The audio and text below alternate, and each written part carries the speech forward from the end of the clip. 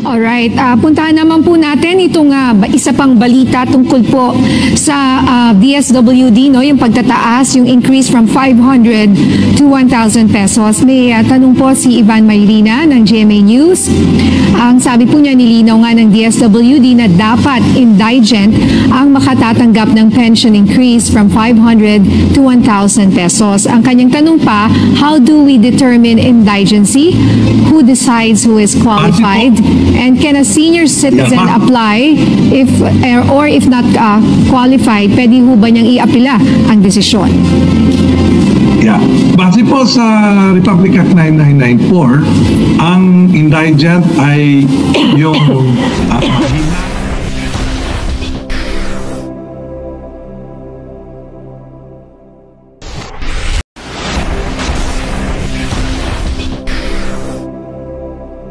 government mandated senior citizen discount at ang kanilang mga hakbang laban sa mga peking senior citizens ID. Ating alamin kasama si Attorney Franklin Quijano, ang chairperson ng National Commission of Senior Citizens. Attorney Quijano, magandang tanghali po. Welcome back sa Bagong Pilipinas Ngayon. Magandang tanghali, Ninya. Magandang tanghali sa lahat na tagapanood sa Laging Handa ang Bagong Pilipinas. Na-miss po namin kayo dito sa studio. Pero unahin lang po natin ito, no? Linawin lang natin yung mga limitasyon sa paggamit ng ating mga senior citizen ID. Alam nyo po, ang concern talaga dito ng ating mga senior citizens, malaking bagay po kasi itong 20% discount.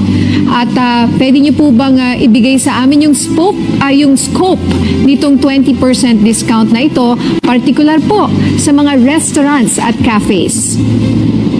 Yeah. Well, ang una sa ID, Ninya, ini-issue ito ng local government, but supposedly under the Republic Act 9994, ang magpiprintan nito ay ang DSWD. So ngayon, mukhang yung mga local governments na talaga nag-i-issue. And dahil nag-improve yung features ng ID, ang ibang local governments hindi na papel, kundi plastic na. So these definitely are some improvements, but we would like to have it improve some more. Kaya pinag-aralan natin paano ma-improve ang ID para hindi na po mahirap doon sa mga recognition ng 20% discount at 20% plus 12. So yun pong mga discounts ay nakasaad po sa Republic Act 9994. Ito yung expanded senior citizens law. Ang 20% plus 12 para sa restaurants and cafe, and 20% plus 12 sa ilang mga gamot, at kung walang 12 sa ilang gamot, 20% sa gamot. Pati nga over the counter at mga vitamina ay nakasaad base sa FDA na memo ay may 20% discount pa rin. Marami pong mga discount na binibigay, hindi lang sahe, di ba, pati nga sa taxi, sa Grab, at dapat sa mga pampasaherong jeep. So all these things are actually there sa Republic Act 9994. At kung ang ating senior citizen at mga asosasyon ng mga seniors ay gusto pang malaman ano pang iba, we are actually open to be invited. Ngunit pwede nilang basahin yung Republic Act 9994. Okay, sa ngayon may ongoing investigations po kayo tungkol raw sa mga establishments na may paglabag sa pagpapatupad ng diskwento para sa mga senior citizens. Meron po ba kayong update tungkol dito, sir? Well, ang Office of First Instance, kung may mga senior citizens na may reklamo, ang unang dapat sumbungan ay ang OSCA. Ngunit ini-encourage natin yung mga senior citizens na habang nagsusumbong sila sa OSCA, pwede rin nilang ipaalam sa amin para mabigyan natin ng pansin. Tulad nung sa isang cafe na pinalam sa atin bago lang, nagpa-imbestiga tayo dahil sinabing hindi ka makapagpili ng maraming items kundi isa lang bawat item. So I think it is a violation. But then again, bago pa man kami gumawa ng sulat or findings, nag-apologize na yung cafe na yon. So I think there are lots of restoration that are to be made. Habang nag-sorry yung cafe na yon, sana po yung mga nagreklamo ay lumabas, magpakita para kung may mga agravio man kayo, madala natin doon sa cafe na yon. Marami pong pwedeng gawin at within the life, kasi bago pa nga ang National Commission of Senior Citizens, within the life of the commission, nagkaroon tayo ng more than 5,000 complaints, yung mga hinaing nila, yung mga dapat aksyonan, and we are happy na tayo ay even as the immediate complaint office should be OSCA, tayo rin ay tinatawagan para makatulong. Alright, puntahan naman po natin itong isa pang balita tungkol po sa DSWD, no? Yung pagtataas, yung increase from 500 to 1,000 pesos. May tanong po si Ivan Mayrina ng GMA News. Ang sabi po niya, nilinaw nga ng DSWD na dapat indigent ang makatatanggap ng pension increase from 500 to 1,000 pesos. Ang kanyang tanong pa, how do we determine indigency? Who decides who is qualified? And can a senior citizen apply or if not qualified, pwede ho ba niyang iapila ang desisyon? Yeah.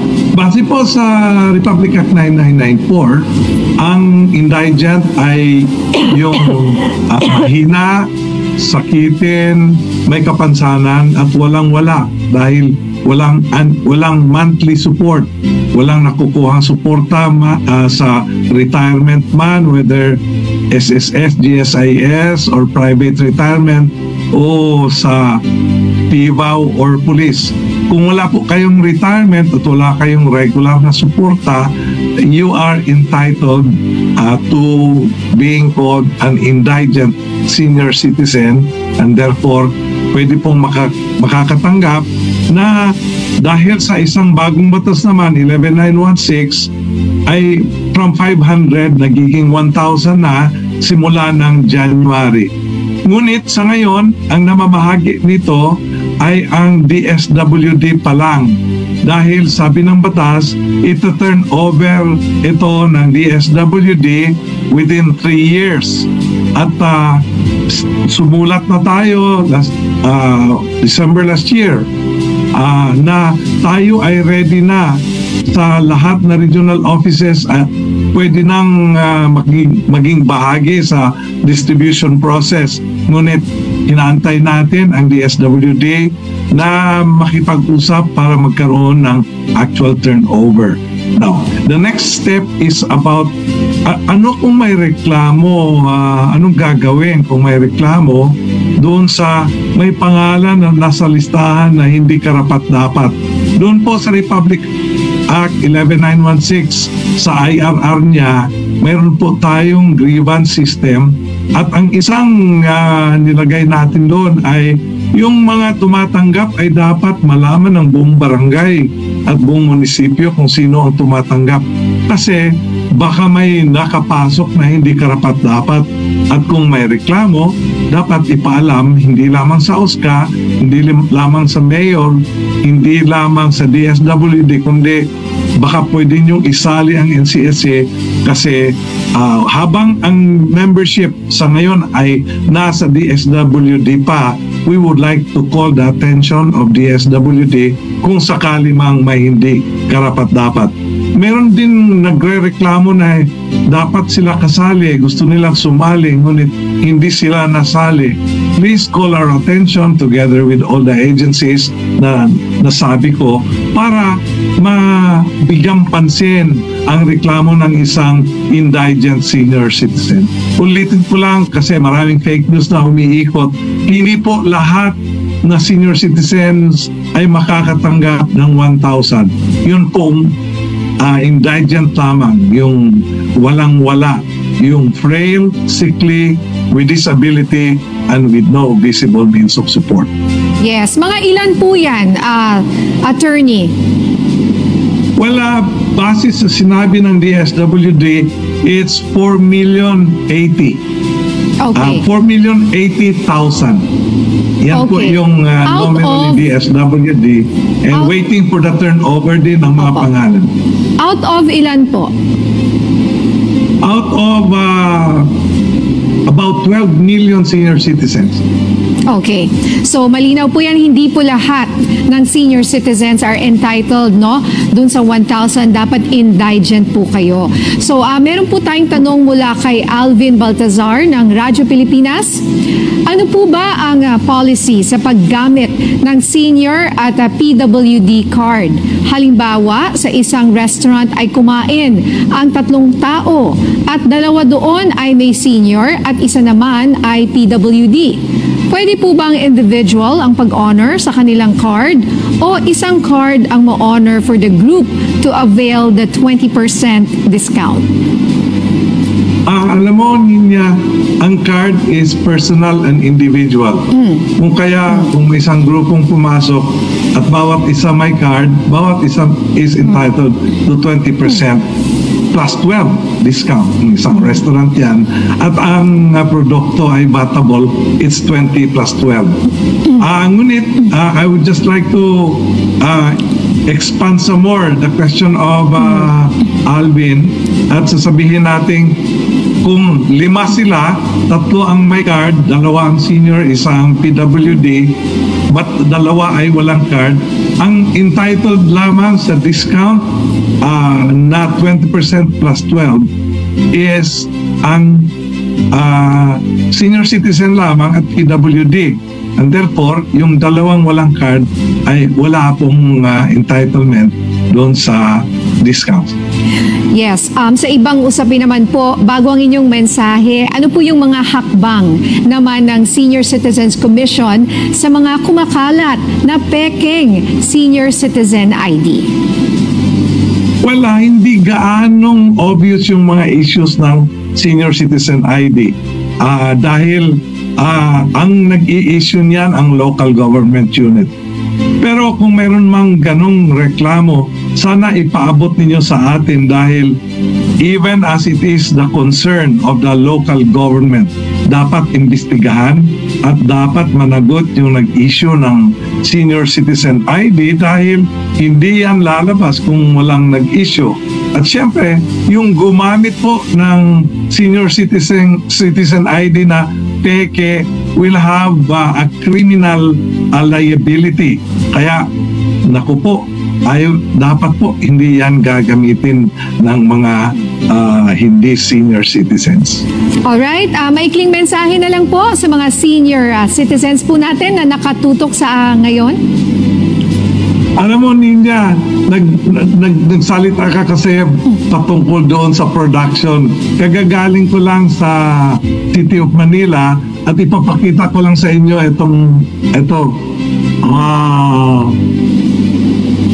it's a product of the senior citizens of Manila.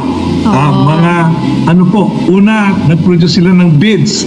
Tapos, nag-produce sila ng narinig nila na dapat i-improve at narinig nila na nga pala, may lumulutang sa Pasig River na water lily. Ngayon, may water lily bags na sila, pati nga yung ginagamit para sa water lily na rin, para sa mga bisita.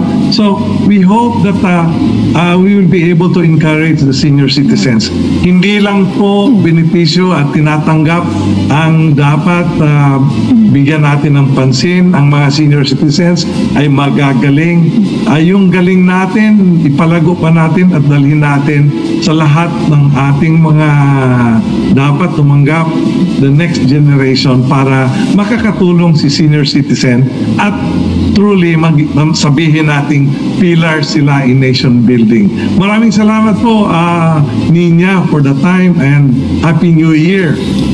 Happy New Year, sir. It's nice to hear na marami po tayong mga active and productive senior citizens. Thank you so much, Attorney Franklin Quijano, ang chairperson ng National Commission of Senior Citizens.